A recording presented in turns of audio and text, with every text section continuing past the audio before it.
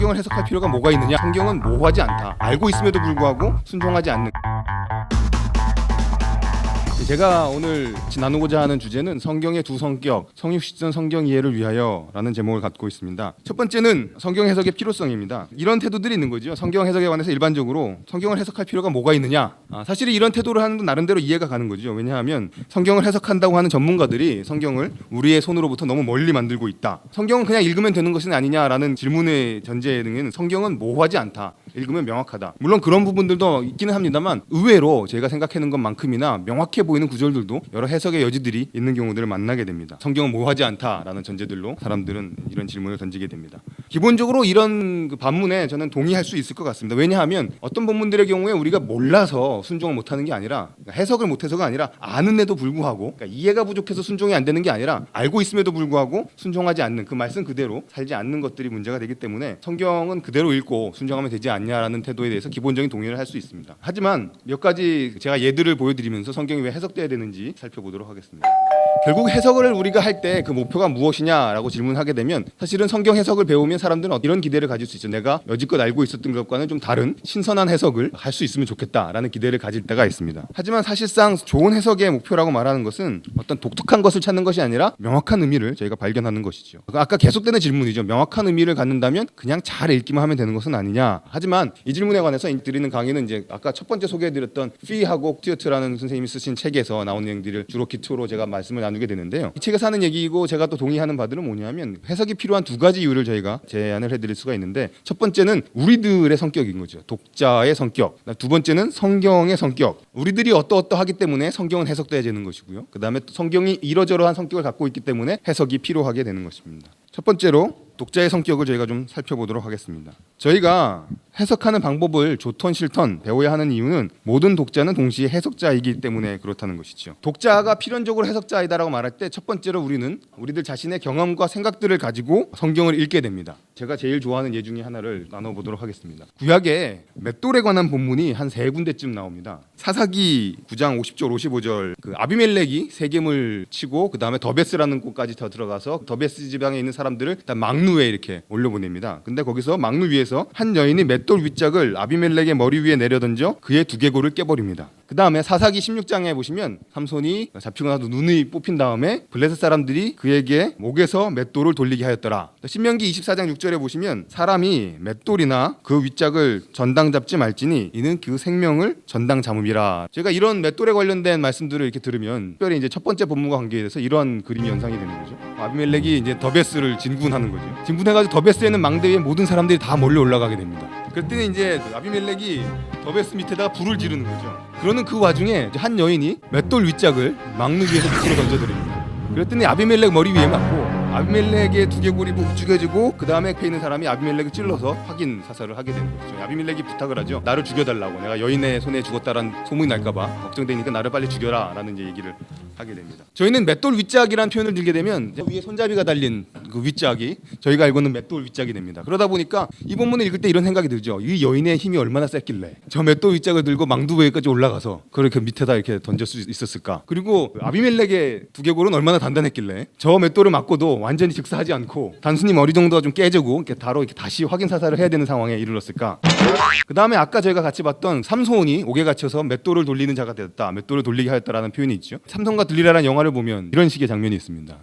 연자 맷돌을 돌리고 있는 것이죠. 그 다음에 신명기 24장 6절에 보시면 사람이 맷돌이나 그 윗짝을 전당 잡지 말지니 이는 그 생명을 전당 잡음이니라. 이 본문 했을 때 저희가 맷돌을 읽으면 저희 머릿속에 저희의 생각을 가지고 성경을 읽게 됩니다. 그래서 당연히 삼손은 삼손답게 비록 머리는 깎이고 눈은 뽑혔지만 그래도 삼손이라면 적어도 연자 맷돌은 돌리는 모습을 보여줘야 되지 않겠냐라는 생각들을 하게 되는 것이죠. 하지만 당시 고대 근동에서 출토되었던 맷돌, 그리고 실제로 지금 중동 지방에서도 사용되어지는 맷돌 어떻게 생겼냐면 이렇게 생겼습니다. 맷돌 아래짝이고요. 위에 있는 다듬이돌 방망이 같은 게 맷돌 윗짝이 됩니다. 그러니까 실제로 그 여인이 던졌다라고 보여지는 것은 그 우리가 돌리는 이렇게 큰 맷돌이 아니라 이렇게 저런 방망이 정도가 될 수 있는 것이죠. 그리고 삼손이 실제로 연자 맷돌을 힘차게 돌렸다기보다는 옥에 갇혀서 무릎 꿇고 곡식을 이렇게 밀고 깠을 확률이 훨씬 높습니다. 그러니까 삼손의 그림이 훨씬 더 비참해지는 것이지요. 그런 생각을 갖고 사사기 16장 21절을 살펴보시면 개역개정 같은 경우에는 옥에서 맷돌을 돌리게 하였더라. 표준 세번역 같은 경우에는 좀 더 우리에게 잘 이렇게 실감나게 해준다고 노사슬로 묶어서 감옥에서 연자 연자맷돌을 돌리게 하였더라라고 연자맷돌에 친절하게 번역까지 해주었습니다. 그렇지만 뭐 좀 문자적으로 번역을 한다고 하는 NASB라는 영어 성경을 보시게 되면 맨 마지막에 He was a grinder in the prison 해서 실제로 그냥 가는 사람이 되었다. 히브리어 단어의 거의 문자적인 번역이 되고요. 이 가는 사람의 모습은 아마 제가 보여드린 그런 것과 유사하지 않았을까. 저희가 독자가 해석자인 첫 번째 이유는 저희가 이미 갖고 있는 우리들의 생각과 우리들의 선입견을 가지고 성경 본문에 다가가고 있기 때문이라는 것이죠. 제가 그냥 깔끔하게 읽는 것 같지만 언제나 우리들의 갖고 있는 선입견을 갖고 성경에 접근하게 됩니다. 그것이 여러 가지 신학적인 이유일 수도 있고요. 문학적인 우리들의 관습일 수도 있습니다. 독자가 해석자인 두 번째 이유를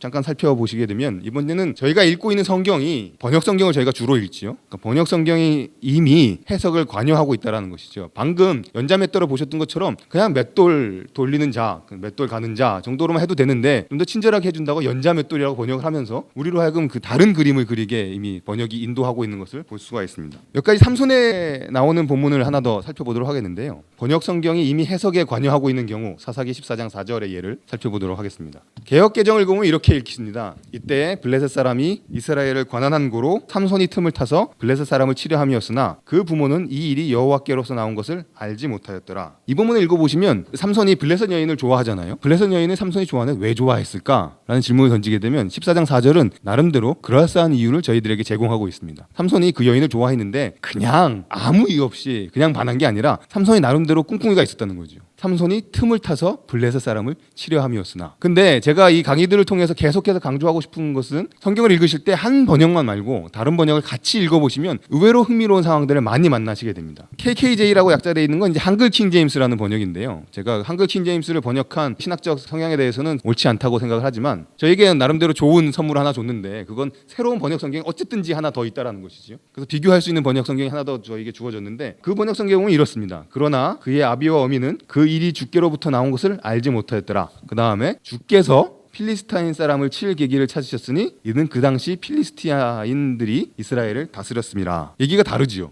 앞에서는 삼손이 틈을 탄 것이고 뒤에 번역에 의하면 여호와께서 틈을 타고 계신 것입니다. 삼손은 그냥 좋아했고 삼손이 무슨 생각에서 무슨 일을 벌이든지 간에 그 인간의 타원과는 달리 하나님께서 뭔가 계획하고 행하시고자 하는 일이 있는데 그게 어쨌든지 간에 이 상황을 통해서 하나님이 블레셋 사람을 치고 싶어 하신다라는 그런 번역이 되어 있는 것을 저희가 볼 수 있습니다. 영어 번역도 비슷한 것들을 만나실 때가 있습니다. 사사기 14장 4절에 맨 위에 있는 번역이 NRSV라는 번역인데요. 거기에 보시면 저희가 삼손이 틈을 타러 했더라. 그 다음에 주께서 틈을 타기로 했더라 라는 본문이 실제로 히브리어 원문을 보시면 주라든지 삼손이라 번역되어 있는 것이 사실은 그냥 대명사입니다. This was from the Lord 해놓고 for he was seeking. 누군가 그 기회를 타고 있는데요. 기회를 이렇게 노리고 있는 사람이 히라고 지칭을 하고 있어가지고 이게 삼손 같기도 하고 이게 여호와 같기도 하고 이런 애매한 상황에 놓이고 있는 것이죠. 이런 상황에서 한 번역은 삼손이라고 우리에게 알려주고 있는 것이고 한 번역은 주라고 명확하게 해주고 있는 것을 저희가 볼 수 있습니다. 문맥상 저는 삼손의 맥락상 이 히는 주 여호와를 가리키는 게 좀 더 그럴싸하다라고 저는 생각을 하고 있습니다. 이 본문을 보시게 되면 from the Lord라고 해놓고 그 다음에 대명사가 히가 나오는데 보통 이런 경우에 주먹구구의 방법은 가장 가까이에 있는 걸 지칭 하는 게 되겠죠. 그러다 보니까 로드 해놓고 그 다음에 그가 하면 아마 여호와께서 이렇게 이해를 할 수 있게 되는 것입니다. 이렇게 되면 저희는 삼손의 그림이 처음부터 굉장히 다르게 시작하는 것을 저희가 알 수 있습니다. 저는 이제 나중에 마지막 읽을 때 사사기를 같이 읽어볼 때 삼손의 이야기를 전체적으로는 살펴보겠지만 삼손은 그냥 처음부터 끝까지 자기가 좋아하는 일을 그냥 했던 사람이 아닌가. 그리고 그 시작에서부터 그걸 명확하게 만들어주고 있는 것이죠. 근데 이거 삼손이라고 개역 성경이 되어 있는 바람에 우리로 하여금 삼손에 관해서 본문이 허용하는 것보다 더 이상의 긍정적인 이미지를 갖고 시작하게 되는 것이죠. 왜 그랬을까 생각해 보면 삼손이 굉장히 영웅이기 때문에 저희가 삼손에 관해서 감히 삼손이 그냥 좋아했을까 뭔가 이유가 있겠지라는 것이 번역하는 사람들에게 어떤 영향을 미치진 않았을까라는 생각을 해보게 됩니다. 정리해 보게 되면 저희가 독자가 해석자라고 말할 때는 두 가지인 것이지요. 우리가 선입견을 갖고 들어가고 그다음 우리가 읽고자 하는 번역 성경조차 이미 해석이 관여가 돼 있는 경우들이 많기 때문에 그렇습니다. 근데 제가 번역 성경에 관한 이야기를 했는데 여기서 살짝 저희가 짚어보면 번역 성경에 관해서 이렇게 이야기를 하고 이 번역이 제가 보기엔 뭐 별로 적절하지 못한 것 같다라고 말하면 굉장히 부담스러워하시는 분들이 가끔 계십니다. 왜냐하면 특별히 우리나라에서는 개역 성경이 거의 히브리어 원문보다 더 많은 이제 권위를 갖는 경우들이 많이 있기 때문에 물론 히브리어 원문에 관한 이야기도 좀 짚어봐야 되긴 하겠지만 그래서 번역 성경에 관해 제가 이야기를 할 때 굉장히 부담스러우실 수가 있지만 사실 번역된 내용에 대해 질문하는 것은 해석에 관해서 저의 해석에 관해서 번역자의 해석에 관해서 질문하는 것이지 우리가 순종해야 되는 성경의 권위에 대해서 도전하는 것은 아니다라는 것.